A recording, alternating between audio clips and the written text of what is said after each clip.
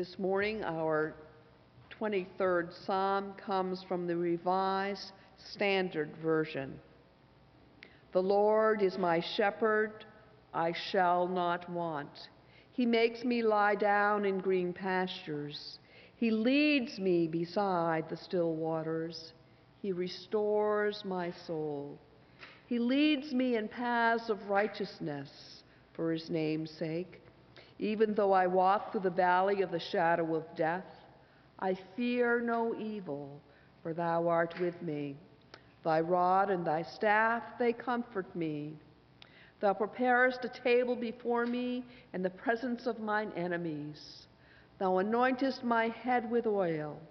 My cup overflows. Surely goodness and mercy shall follow me all the days of my life, and I shall dwell in the house of the Lord forever. I shall not want. What a proud, positive, bold statement to make. Obviously, this is the sentiment of the sheep, utterly satisfied with its owner, perfectly content with its lot in life. Since the Lord is my shepherd, then I shall not want. Actually, the word want, as used here, has a broader meaning that might first be imagined. No doubt the main concept is that not lacking in proper care, management, or in the case of sheep, husbandry. But a second emphasis is the idea of being utterly contented in the Good Shepherd's care, and consequently not craving or desiring anything more. This may seem a strange statement for a man like David to have made if we think in terms only of physical or material needs. After all, he had been hounded and harried repeatedly by the forces of his enemy Saul, as well as those of his own estranged son Absalom. He was obviously a man who had known intense adversity, deep personal poverty, acute hardship, and anguish of spirit. Therefore, it is absurd to assert on the basis of this statement that the child of God, the sheep in the shepherd's care, will never experience lack or need. It is imperative to keep a balanced view of the Christian life. To do this, it is good to consider the careers of men like Elijah, John the Baptist, even Jesus himself, and even more modern men of faith such as Livingstone, to realize that all of them experience great personal hardship and adversity. When he was among us, the great shepherd himself warned his disciples before his departure for glory that in this world you shall have tribulation, but be of good cheer. I have overcome the world. One of the fallacies that is common among Christians today is the assertion that if a man or woman is prospering materially, it's a significant mark of the blessing of God upon their life. That is not so. Rather, in bold contrast, we read in Revelation 3:17, you say, I'm rich, I have everything I want, I don't need a thing.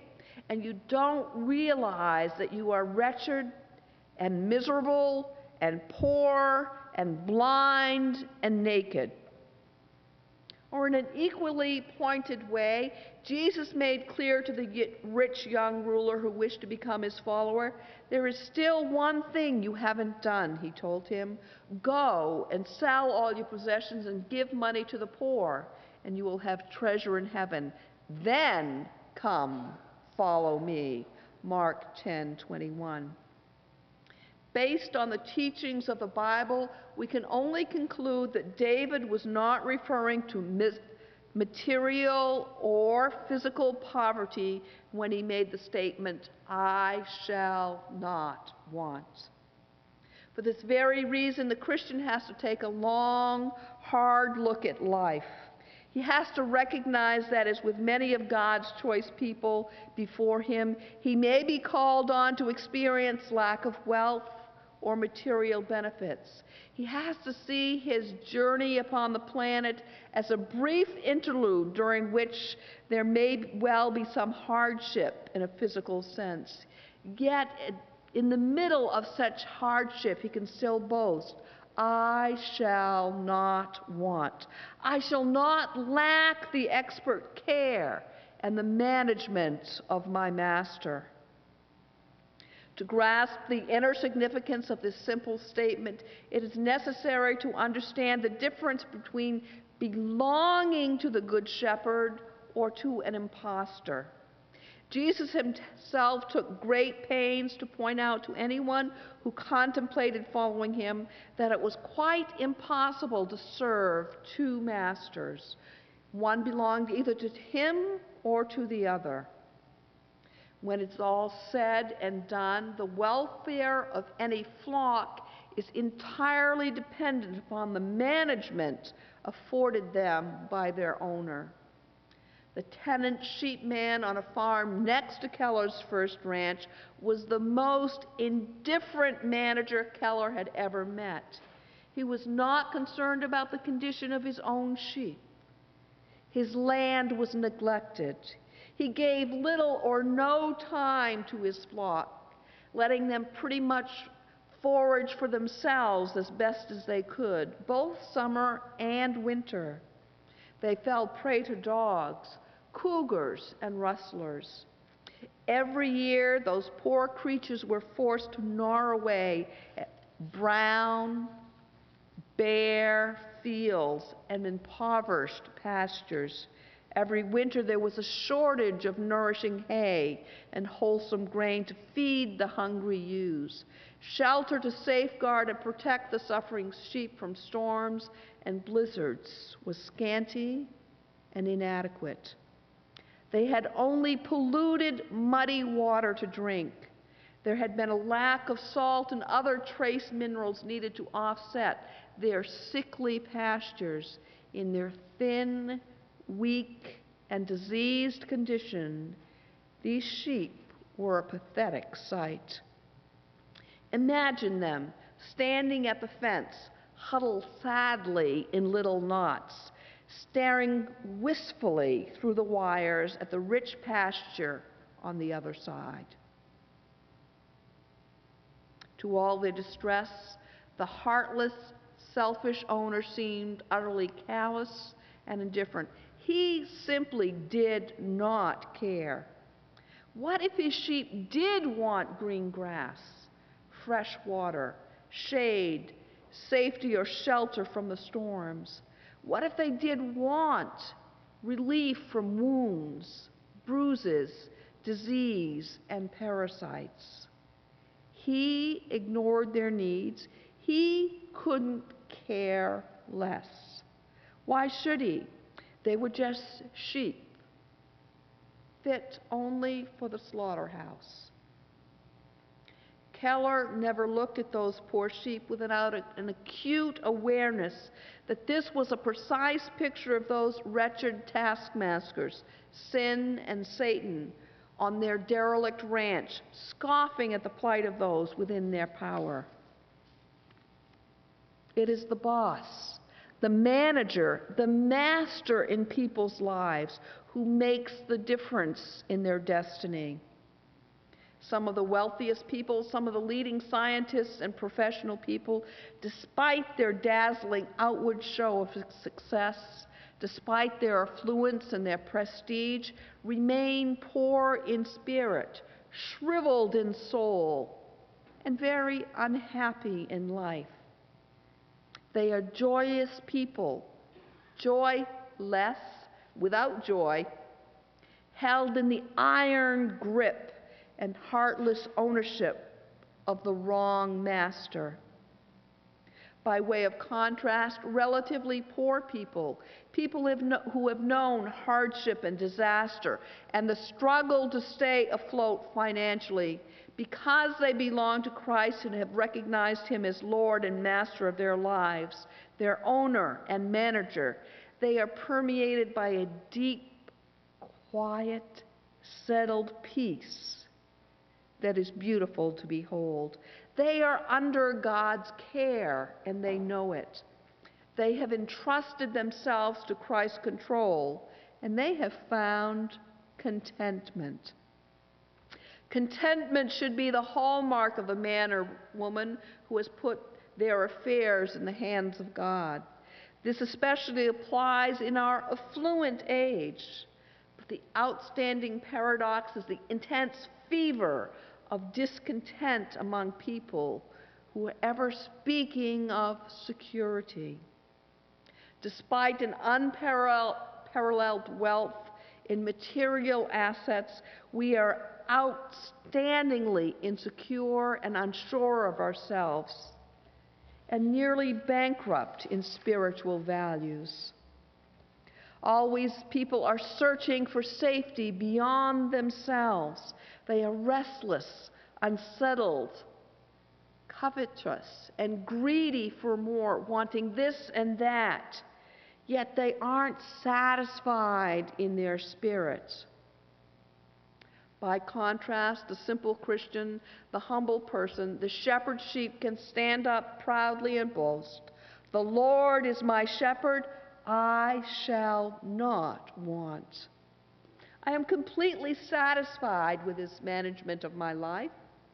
Why? Because he is a shepherd to whom no trouble is too great as he cares for his flock. He is a shepherd who is outstanding because of his love for his sheep. He loves them for their own sake as well as his personal pleasure in them. He will be on the job 24 hours a day to see that they are properly provided for in every detail. Above all, he is very jealous of his name and his reputation as the good shepherd. He is the owner who delights in his flock. For him, there is no greater reward, no deeper satisfaction than that of seeing his sheep contented, well-fed, safe, and flourishing under his care. It is indeed his very life to care for those in his flock. He gives all that he has to it. He literally lays himself out there for those who are his. He will go to no end of trouble and labor to supply them with the finest grazing, the richest pasture, ample winter feed, and clean water. He will spare himself no pains to provide shelter from storms, protection from ruthless enemies, and the diseases and the parasites to which we are susceptible. No wonder Jesus said, "I am the good shepherd. The good shepherd gives his life for the sheep. And again, I am come that you might have life, and that you might have it more abundantly." From early dawn until late at night, this utterly selfless shepherd is alert to the welfare of his sheep. For the diligent shepherd rises early and goes out first thing every morning without fail to look over his flock. It's the initial, intimate contact of the day. With a practiced, searching, sympathetic eye, he examines the sheep to see that they are fit and content and able to be on their feet. In an instant, he can tell if they have been molested during the night, whether any ill or if there are some other which require special attention. Repeatedly throughout the day, he casts his eye over the flock to make sure that all is well. Not even at night is he oblivious to their needs. He sleeps, as it were, with one eye open and both ears open, ready at the least sign of trouble to leap up and protect his own.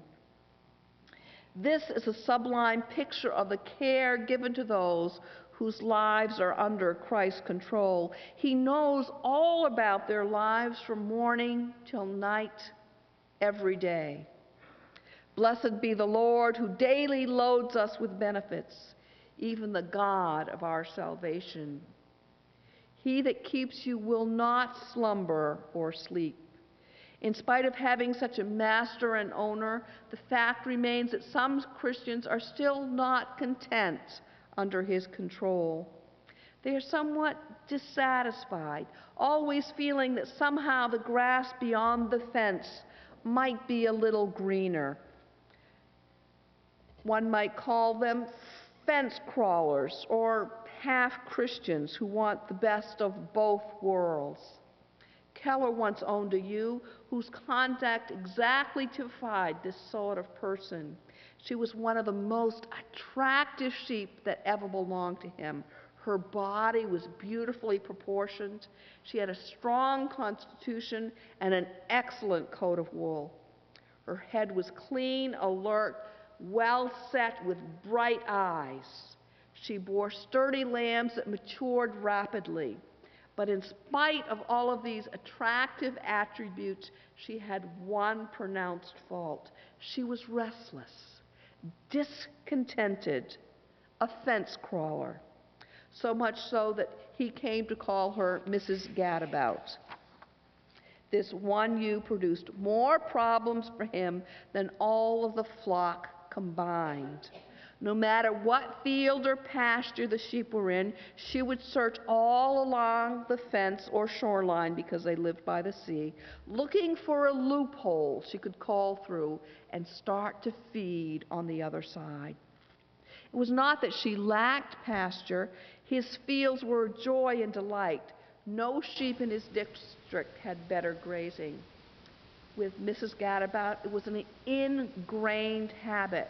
She was simply never content with things the way they were. Often when she had forced her way through some such spot in a fence or found a way around the end of the wire at low tide on the beaches, she would end up feeding on bare, brown, burned-up pasturage of a most inferior sort. She had never learned her lesson, and she continued to fence crawl time after time. Now, it would have been bad enough if she had been the only one who did this. It was a sufficient problem to find her and bring her back. But the further point was that she taught her lambs the same tricks. They simply followed her example and soon were as skilled at escaping as their mother. But even worse was the example she set for the other sheep. In a short time, she began to lead the others through the same holes and over the same dangerous spots down by the sea. After putting up with her perverseness for a summer, he finally came to the conclusion that to save the rest of the flock from becoming unsettled, she would have to go. He would not allow one obstinate, discontented ewe to ruin the whole operation. It was a difficult decision to make for her loved one, for he loved her in the same way he loved the rest. Her strength and beauty and alertness were a delight to the eye. But one morning he took the killing knife in hand and butchered her. Her career of fence crawling was cut short. It was the only solution to this dilemma. She was a sheep who, in spite of all that he had done to give her the very best of care, still wanted something else. She was not like the one who said, "The Lord is my shepherd, I shall not want."